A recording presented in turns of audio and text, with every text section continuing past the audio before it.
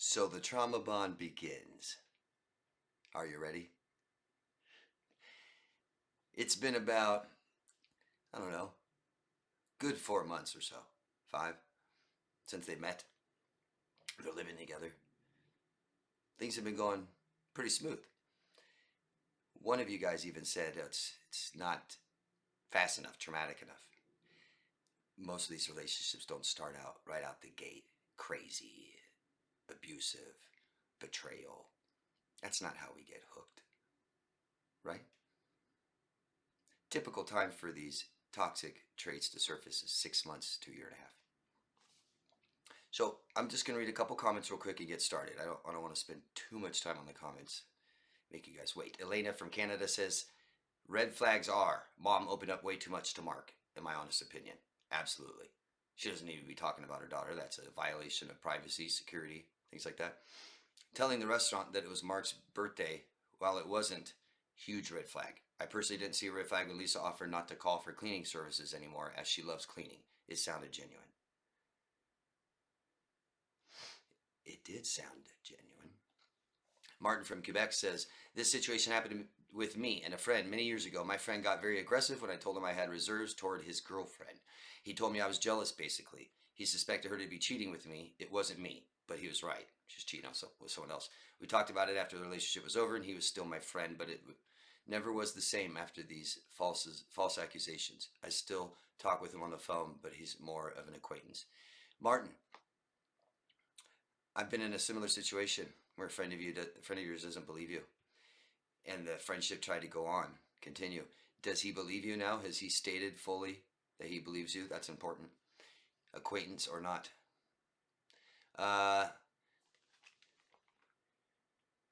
Jean, I think.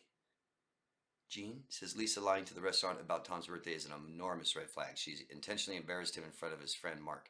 At that point, Lisa needs to be spoken to about respecting other people, and that crosses the line. Boundaries. I think it's funny. I think it's hilarious.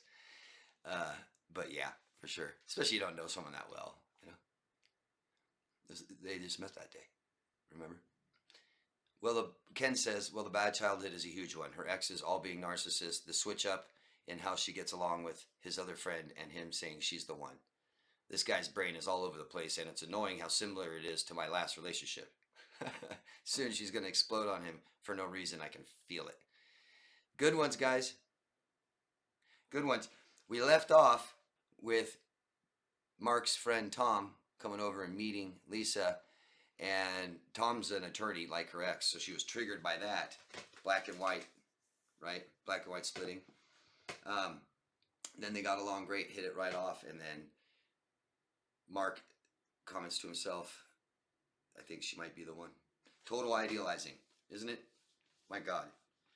It's like they both acknowledge they're going too fast, too. They've said it a couple times, but it doesn't mean slow down. It's like, well, we're already here. What are we going to back off? And it's true. That's kind of true, isn't it? And you guys been in a situation like that? You know you're going too fast, but here we are. You know? What are we going to just... Now we're just going to start talking like every once a week or something. Scene 1. Jake. Remember Jake, Mark's friend Jake? They hung out once so far, and Jake and Lisa didn't get along. Jake says she's a trip. And Lisa's like, I think he doesn't like me. Jake called. Said, hey, bro, let's hang out. Mark and Lisa are off to just go have fun, have drinks, and normally would have invited him. Said, come join us. But it still stung what he said. Lisa's a trip. So he declined. Next day, Lisa wants to surprise Mark. They have different days off. Mark's at work. Lisa's off. And Lisa wants to go have lunch with Mark. They've talked about it before a couple of times. Mark says, yeah, you got to come by sometime and we have lunch. But she thinks it's okay. Why not? So she stops by where he works. He works in a corporate building downtown. When she sees him, hey, Mark. And Mark was shocked, surprised. Lisa immediately freaked out. Oh my God, oh my God, oh my God. He doesn't want me here. But he says, it's okay, yeah. Lisa, it's good you're here. Let's go to lunch. She knows he has lunch at noon every day. They go downstairs to a little place right across the street where he has lunch almost all the time. And they have lunch there. And she's still freaking out. She saw his secretary too. She says to herself, she's fat, but she's pretty. She goes to the bathroom. She's really self-conscious. She's like, I shouldn't have done this. Oh my God, does he hate me? Does he wish I never came here? I should have come here. While she's in the bathroom at lunch, she left her phone on the table. Michael came up. He could see it. Mark was looking at it. He called 3 times while she was in the bathroom. Michael, saved. When she comes back to from the bathroom, she sits down and she says, Mark, I need to tell you something. I think I'm pregnant. He says, don't worry, we'll be okay. I love you. Mark goes back to work, but that night he confronts her again before they even talk about the baby, possible baby. Who is Michael? Mark says. Lisa says, stalker, totally obsessed with me. I met him on a dating site before you. Mark says, why do you still talk to him then? She goes, I don't. He won't leave me alone. We had sex, so he won't stop calling me and bugging me. But I've told him to stop. Mark says, we promised no secrets, Lisa. Why is he still in your phone? She says, I can't believe you're doing this after I tell you that I might be carrying your child. Mark says, when did you have sex with him, Lisa? She goes, a long time ago, around the time we met. And he thinks about it, and a light bulb came on. You had sex with him the next night after our first date, didn't you? That's why you weren't available. That's why you wouldn't talk to me, but you won't stop texting me ever since that night. She says, so what? We weren't together yet, Mark. We weren't together yet. You can't control me and judge me for something I did before we were committed. I just met you. And it wasn't that. And he says, you don't care. You didn't care about me like I cared about you that night. I thought we really hit off. She goes, we did. She says, no, I fell for you, Mark. And it scared me so much. And the date I had with him was already planned. So I went out with him. And he took advantage of me, Mark. The baby can't be his if that's what you're worried about. That was a long time ago. And we used protection. And Mark freaks out. I can't do this. And Lisa just runs out the door and runs to her mom's house.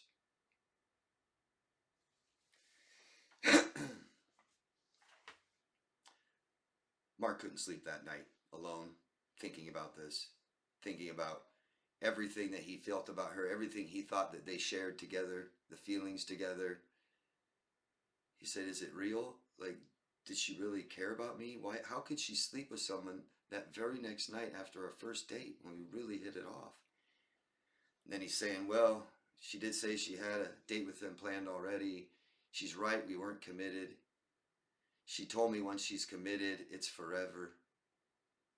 And we're committed now, and I don't think she's cheating on me now. It could be true. I don't know what to do, and he couldn't sleep. The next day, he was tired, he was angry, he was upset. And then his mom calls him. Honey, Dad died. He had a heart attack. Mark collapses. Panic. He didn't know what to do, so he just got in his car and started driving to Lisa's mom's house. When he gets there, he's telling Lisa and he's crying, my dad died. And she said, oh honey, I'm so sorry, and held him and cried with him. Even though he had the worst news of his life, she made him feel better. Mark dropped to a knee and said, Lisa, I need to ask you something. And a tear rolls down her cheek and says, what? That's it. The end of chapter 7. The trauma bond. The trauma bond is dependency. It's an addiction. It begins with two people with unresolved trauma that starts too fast. The ups and the downs are what's important with trauma bonding, just like addiction. People get drunk and then hungover. They gamble, win, and then they lose. That's what causes and reinforces dependency, addiction, trauma bond. What do you guys think? Where are all the red flags in this one, huh? And what do you think Mark's going to ask? It might be obvious, it might not be. Where do you think this is going to go from here? Let me know. I'd appreciate the thumbs up and subscribing. The thumbs up, guys, in the comments is what keeps this going. I've made this, I waited a week for this one, and I'd love to do this every day. I started that way. I just got to go with the algorithm. And if you guys support this more, it gets more active likes and comments. Then I can keep making more. So it's up to you guys. Love yourself first.